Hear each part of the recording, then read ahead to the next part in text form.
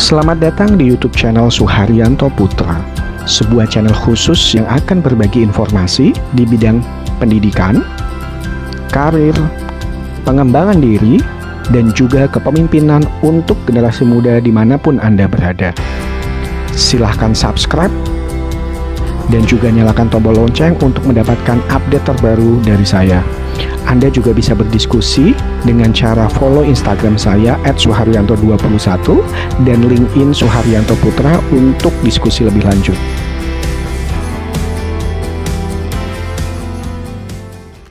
Halo, selamat pagi, selamat siang, selamat malam teman-teman semuanya. Ketemu lagi di YouTube channel saya Suharyanto Putra.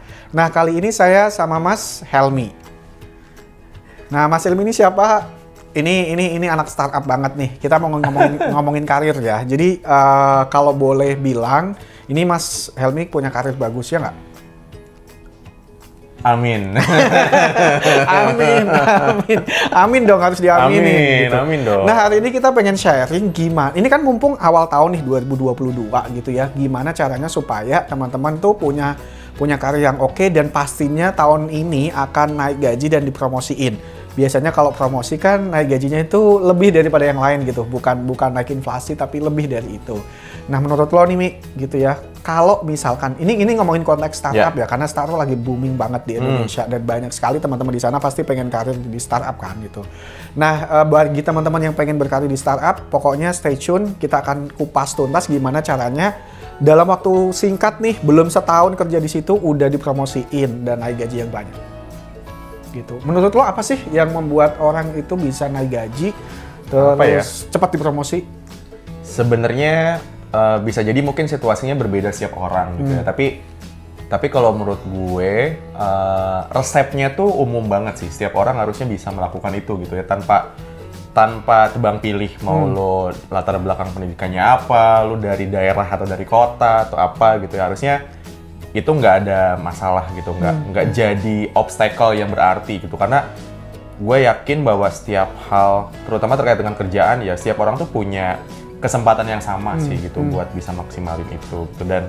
Dan satu hal yang menurut gue paling penting sih, yang utama gitu ya, yang bisa bikin karir kita jadi berprogres gitu ya, entah itu misalnya ada kenaikan gaji yang besar, dapat promosi gitu ya, terus juga ada kenaikan pangkat dan sebagainya. Buat gue sih resep utamanya itu adalah kita tuh kalau kerja tuh jangan pilih-pilih gitu istilahnya, karena kan gini, apalagi startup, kalau kita ngomongin kerja di startup itu ada istilah yang kayaknya paling umum gitu ya, palu gada gitu. Mungkin teman-teman juga pernah ya, Mas War juga pernah gitu denger istilah palu gada itu gitu. Dan buat gue palu gada itu tuh bukan sebatas mantra doang gitu, tapi memang itu jadi hal yang emang benar-benar terjadi di startup. Kayak orang yang posisinya misalnya ada di marketing misalnya, bisa jadi dia harus bantuin kerjaan lain, misalnya ada ngurus project apa dan sebagainya gitu ya.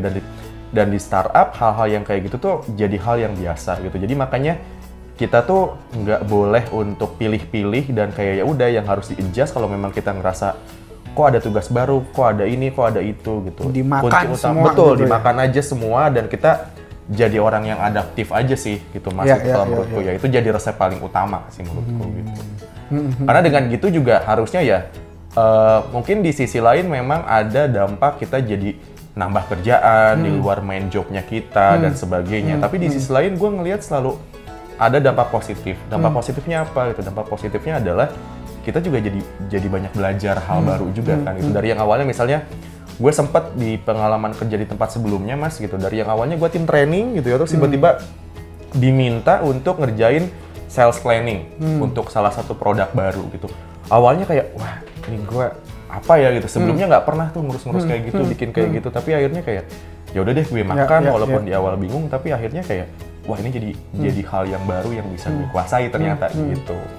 Ya. Aku sepakat banget gitu sih. Tadi yang Helmi ceritain berarti kalau aku boleh tarik ya, kalau berarti kan dia punya pribadi yang mauan gitu ya, pokoknya semuanya dimakan. Berarti kalau gua sih salah satu yang mungkin penting banget adalah kayak karakter ya, atau work ethic-nya lah gitu. Ya. Karena kan work ethic adalah ketika lo dikasih apa, ya udah gue terima, gue makan gitu. Dikasih kerjaan yang sulit, ya udah gue coba pelajarin gitu. Karena karakter itu kayak lebih penting sih dibandingin skill. Bukan lebih penting ya, tapi kalau skill kan tadi ya kita nggak tahu, tapi kalau kita mau belajar, mau coba itu bisa. ngulik bisa kan gitu. Tapi kalau modelnya tadi gue dikasih ini mau, terus kita tipikal orang yang memang apa ya, nggak sombong gitu kan, terus menganggap bahwa kita itu orang yang kita itu harus terus belajar gitu, nggak gue nggak mau ngakuin itu, gue udah bisa, gue nggak mau dengerin gitu, tapi ya udah gitu kita dengerin. Dan gitu. Kayaknya Mas War juga tahu deh, gitu pernah ada penelitian, gue lupa di mana gitu Mas, di Amerika atau di mana gitu yang nyebutin bahwa sebenarnya gitu dia survei ke beberapa orang dan lumayan banyak gitu ya partisipannya yang nunjukin bahwa sebenarnya ternyata yang mempengaruhi keberhasilan orang dalam karir gitu bisa jabatannya cepet naiknya gitu ya, promosi cepet, gajinya juga cepet naik dan sebagainya, itu ternyata tuh bukan kompetensi gitu yang bisa membuat si orang itu jadi berprogres dengan lebih cepat. Tapi lebih ke hal-hal yang mungkin kita sering anggap remeh itu gitu ya, kayak soft skill doang, itu doang dan sebagainya. Tapi ternyata itu jadi hal yang paling banyak dipilih oleh orang ketika ditanya hal apa sih yang nentuin lo bisa punya karir sukses dan sebagainya. Kebanyakan orang jawab bahwa ternyata value gitu. Kita harus punya value, kita harus punya attitude yang baik, integritas dan sebagainya. Karena ya bener tadi kata Mas War itu, apalagi di zaman sekarang ya, disrupt, lu mau belajar apa aja di internet tinggal cari digital marketing gitu ya. Cari di Google, bahkan ada free course-nya kan, itu kan lu bisa ikut dapat sertifikat gitu kan. Itu jadi hal yang kayak biasa aja gitu di tengah-tengah era sekarang ya, disrupsi ini gitu kan. Tapi kalau kita ngomongin attitude, ngomongin value, ngomongin integrity gitu, itu kan hal yang lo nggak bisa cari gitu. Gimana? Mungkin bisa secara teoretik gitu, kayak gimana cara jadi pribadi yang integritas, lo bisa nemu gitu kan uraiannya, penjelasannya. Tapi praktiknya kan akan balik ke diri sendiri ya Mas ya gitu, dan setiap orang bisa jadi prosesnya beda gitu. Betul banget gitu sih. Oke. Balik lagi yang Helmi, aku nyambungin aja sih tadi mauan gitu ya. Nah, mauan doang sebenarnya nggak cukup teman-teman. Gitu. Kalau mauan doang tapi nggak deliver, nggak maksimal ya sama aja gitu. Seolah-olah tuh gini, sama seperti teman-teman ya. Gue cerita gitu. Waktu dulu saya kuliah, kan ada orang tipikalnya yang gue ikut organisasi ini deh, ini gue ikutin semua, tapi dia nggak maksimal semua, kan sama aja. Gitu kan. Sama seperti kerja nih, gue kerjain deh bos, gue bisa, gue kerjain deh bos. Ini orang kayaknya memang mauan nih, tapi dia nggak deliver nggak extra mile gitu untuk ngasih yang terbaik. Akhirnya ya kerjaannya cuma setengah-setengah gitu. Nah, satu hal lagi selain mauan dan karakter itu, teman-teman juga harus harus ngasih best version of you gitu ya. Whatever it takes, you harus ngasih yang terbaik. Karena apa? Once lo misalkan, ini gue juga belajar ya dari beberapa orang-orang yang bilang bahwa ketika lo digaji 5 juta, lo harus ngasihnya 10 juta gitu. Supaya perusahaan lo tuh malu gitu ya, bahwa gila ya, ini orang ngasihnya udah seharga 10 juta nih, masa gue gaji cuma 5 juta gitu. Nah akhirnya atasan lo akan consider gitu ya, untuk kayaknya gue tambahinnya nggak cuma 1 juta gitu, sekalian 2 kali lipat gitu. Tapi kan ada orang yang sebenarnya nggak minta doang, let's say gini, naikin dong gaji gua gitu ya, tapi dia nggak ngasih evidence gitu, nggak ngasih impact, tapi dia maunya gede. Nah pasti agak berat dong, gitu kan. Sama seperti ketika kita minta ke orang tua, minta duit tapi kita nggak ngebantuin orang tua, juga orang tua agak berat gitu ya. Tapi kalau kita istilahnya kayak orang tua suka minta duit doang lo gitu kan. Betul. Nah ketika kita ngebantuin, kita ngasih impact gitu dengan tanpa kita harus minta, mereka kadang-kadang udah ngasih. Jadi kadang-kadang atasan tuh udah inisiatif untuk ngajuin kenaikan gaji kita gitu ya, ngajuin promosi kita gitu. Nah itu penting sih menurutku.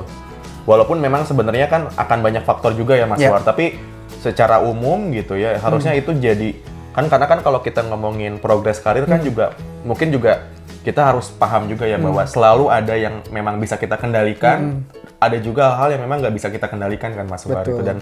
Dan buat gua gitu, mau kita sekarang lagi ada di stage karir manapun gitu ya, mau masih di level yang support misalnya, atau udah spesialis, atau udah manajer dan sebagainya gitu ya. Ya intinya kasih yang terbaik dulu gitu. Maksudnya itu kan jadi hal yang memang bisa kita kontrol, jadi circle of controlnya kita kan Mas gitu kan. Kalau kita nggak bisa manage circle of controlnya kita dengan baik, kita nggak bisa contribute maksimal, nggak bisa deliver result yang memang yang terbaik gitu ya. Gimana yang circle lain yang di luar itu bisa ngasih impact ke kita juga kan. Jadi startnya memang harus dari situ sih. Gitu. Ya betul. Dan kalau teman-teman misalkan masih bertanya-tanya ya, kalau gue misalkan udah ngasih yang terbaik nih buat perusahaan, tapi kok gue nggak diaju-ajuin promosi nih gitu, nggak dikasih naik banyak gaji. Tuh biasanya kayak gitu tuh. Banyak banget kan. Tapi percaya aja gitu, perusahaan sebelah tuh juga akan bakal lihat. Bener, gitu ya. bener. Dan orang-orang yang udah kerja sama kita nih, gue tahu nih, misalkan nih Bayu nih kerjanya oke banget nih gitu. Bener. Nah pasti kalau kita lagi butuh nih, gitu ya orang kayak Bayu pasti kita kontak gitu, karena udah ada di top of mind kita bahwa nih anak kerjanya oke gitu, dia memang expert di sini nih gitu. Jadi itu nggak usah khawatir sih teman-teman. Jadi insya Allah tuh kebuka lah gitu. Pintu tuh akan datang dari mana aja, maksudnya ketika kita tuh udah punya brand diri yang memang udah oke. Mungkin memang kayak kita belum dapat kesempatan. Karena kan kalau kita ngomongin progres karir juga kita berbicara soal timing juga ya Mas ya. Sering kali gitu. Mungkin kita secara capacity kita udah kita ngerasa kita udah maksimal, udah punya bekal banyak dan lain-lain. Tapi ternyata timingnya bukan di kantor ini, tapi mungkin di kantor yang lain misalnya, atau mungkin timing kita bisa benar-benar upgrade dari segi karir mungkin bukan di perusahaan, tapi mungkin bisa ada proyekan-proyekan di luar sana, kita dapat koneksi, networking gitu kan, dapat tawaran dan sebagainya, itu kan juga jadi progres kan Mas sebenarnya yang memang berimpact positif ke kita gitu. Jadi kayak selama kita ngasih yang terbaik sih harusnya banyaklah kesempatan yang akan kebuka nantinya gitu sih. Sepakat sih, karena rezeki nggak akan mungkin tertukar ya. Bener banget. Gitu. Nah, gue juga mau ngasih tips lagi nih buat teman-teman gitu ya. Yang paling penting adalah kalau misalkan teman-teman pengen naik gaji atau dipromosi, teman-teman juga harus tahu next level gua di perusahaan itu apa. Iya. Gitu, supaya teman-teman tahu nih, let's say misalkan, gue kalau naik level 1 lagi, gue jadi supervisor nih gitu ya, gue jadi asisten manager nih, gue jadi manager nih gitu. Nah, kita coba pelajarin deh, kalau di posisi itu tuh requirement-nya kayak gimana sih gitu, atau kompetensi yang harus gue miliki apa nih. Nah, ini bisa diskusi nih sama atasan ya, karena betul. supaya ekspektasinya clear gitu, dan kita bisa menyiapkan diri lebih cepat dibandingin yang lain gitu ya. Gue kalau mau ke sana gue harus belajar ini, gue harus begini, supaya nanti kita bisa nyuri start nih untuk ke sana gitu. Kadang-kadang kan orang nggak tahu gitu ya ekspektasi di atasan tuh kayak gimana, atau mungkin dia nggak ngobrol sama atasannya sehingga progres karir kita jadi kayak bukan terhambat ya, tapi ketika kita bicara ini aspirasi kita, terus kita tahu ekspektasi dari atasan, kalau online kan jadi lebih enak ya. Bisa ketemu ya Mas ya gitu ya. Karena tadi ya percuma kalau misalnya kita sendiri aja, kita maksimalin di sana, di sini dan sebagainya, tapi ternyata itu nggak kelihat gitu ya, dan atasan kita juga nggak tahu bahwa kita udah deliver maksimal dan sebagainya. Itu akan jadi hal yang tadi ya gitu, timingnya nggak akan ketemu gitu. Karena kan ini yang sering aku highlight gitu Mas, karena bener sih kalau kita ngomongin karir, penting juga buat kita tuh over communicate dan juga bisa ngejual dalam tanda kutip positif ya Mas ya, ngejual diri kita gitu. Ngejual di sini dalam artian kita tunjukin kalau memang kita bisa gitu kan, apa evidence-nya gitu kan, kontribusi apa yang udah kita bikin, impact apa yang udah kita bawa dan sebagainya gitu kan. Dan itu harus dikomunikasikan. Jadi biar transparan, karena kan kalau kita ngomongin kerjaan ada ekspektasi antara kita dengan atasan ya Mas ya. Mungkin kalau itu nggak diobrolin, mungkin atasan akan nganggapnya kayak, waduh ekspektasi gue nggak terpenuhi, padahal kita udah ngelakuin gitu ya. Tapi kalau kita obrolin, jadi ketemu, jadi match gitu kan. Betul. Nah teman-teman, makanya kalau kita lihat di startup ya gitu ya, banyak bos-bos itu atau top of management di startup itu gila ya, usianya masih muda-muda gitu, tapi dia udah di posisi C-level gitu ya, atau director gitu, atau mungkin teman kita di corporate gitu ya, tapi kita lihat teman kita di startup cepet banget ya karirnya, masa belum ada setahun udah dipromosiin gitu. Nah itu berarti dia menjalankan tadi yang kita udah ceritain nih sebenarnya. Gitu teman-teman. Itu enaknya juga kalau teman-teman kerja di startup. Makanya bagi teman-teman yang pengen kerja di startup, cobain aja gitu. Tapi jangan coba-coba ya, tapi benar-benar teman-teman tuh cocok gak sih dengan dunia startup gitu. Karena yang tadi Helmi bilang ya, palu gada lah gitu. Kadang-kadang orangnya dikit, ngerjainnya banyak gitu. Nah, jadi kadang-kadang menuntut kita untuk ngasih lebih lah. Iya, gitu. Untuk extra miles lah ya Mas ya gitu kan, untuk kerjain lebih daripada apa yang seharusnya. Betul banget. Jadi tinggalin aja, ciptakan good legacy lah, create impact sebanyak-banyaknya lah gitu. Tapi bukan berarti kita bilang bahwa di startup itu istilahnya apa ya, sekarang kan yang lagi booming ya Mas ya, hustle culture gitu kan. Betul. Harus kerja keras, harus apa, enggak juga gitu. Kita lihat aja impact positifnya ke kita juga kan, harus fair juga kan Mas gitu. Kalau memang kerjanya banyak, oke. Tapi kira-kira impact-nya apa sih ke kita? Entah misalnya kan kalau kita ngomongin benefit, bisa jadi banyak hal ya Mas ya. Benefit pertama, relasi yang bagus gitu kan. Kedua, gaji yang oke, bisa jadi benefit yang oke gitu kan. Bisa jadi juga misalnya pembelajaran gitu kan, dan lain-lain gitu kan. Kalau kita buka itu jadi sesuatu yang lebih luas, sebenarnya kalau kita ngomongin benefit nggak melulu soal gaji gede dan sebagainya kan Mas gitu kan. Jadi kayak kita juga harus fair juga sih ngelihat itu. Kalau memang kerjanya banyak oke gitu kan.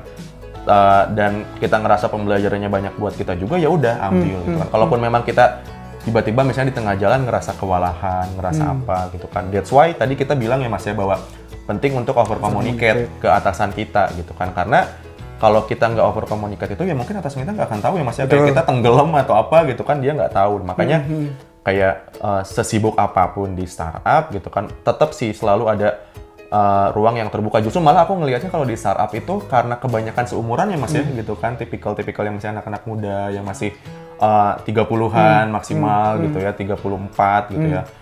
Itu tuh masih enak gitu buat ajak ngobrol, dan itu jadi kelebihan juga sih kerja di startup. Karena gapnya nggak terlalu tinggi. Bener, jadi secara culture, secara pola pikir juga masih masuk. Jadi kayak enak banget rasanya kalau bisa ngobrol sama atasan yang memang nyambung gitu kan. Dan aku yakin sih di startup banyak banget yang memang asik-asik kayak gitu. Betul banget. Yes, komunikasi penting banget. Jadi jangan tenggelam gitu ya, maksudnya on off tapi lo coba update, ngobrol, kalau ada masalah disampaikan, ada challenge kita diskusiin bareng gitu. Karena enaknya di startup kita bisa reach out siapa aja, kapan aja kadang-kadang ya, bahkan sampai level atas pun kita masih bisa ngobrol sama mereka gitu ya. Apalagi yang baru-baru ya startupnya biasanya ya.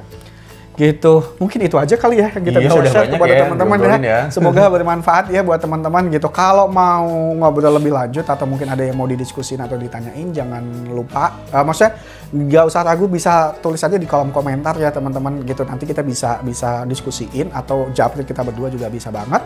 Terus kalau misalkan teman-teman pengen lihat konten-konten yang lain, banyak deh. Kita udah share tentang karir, tentang pengembangan diri, tentang wawancara, tentang nego gaji, tentang gimana promosi gitu ya. Apapun itu kayaknya udah banyak banget di sini. Silahkan scrolling aja gitu. Terus jangan lupa subscribe teman-teman supaya dukung channel ini supaya semakin berkembang. Gitu. Kalau ada usulan topik, nah nggak apa-apa, kasih tahu kita, nanti kita akan kupas tuntas. Gitu. Thank you teman-teman, sampai ketemu di konten berikutnya. Selamat malam. Bye-bye. Bye-bye.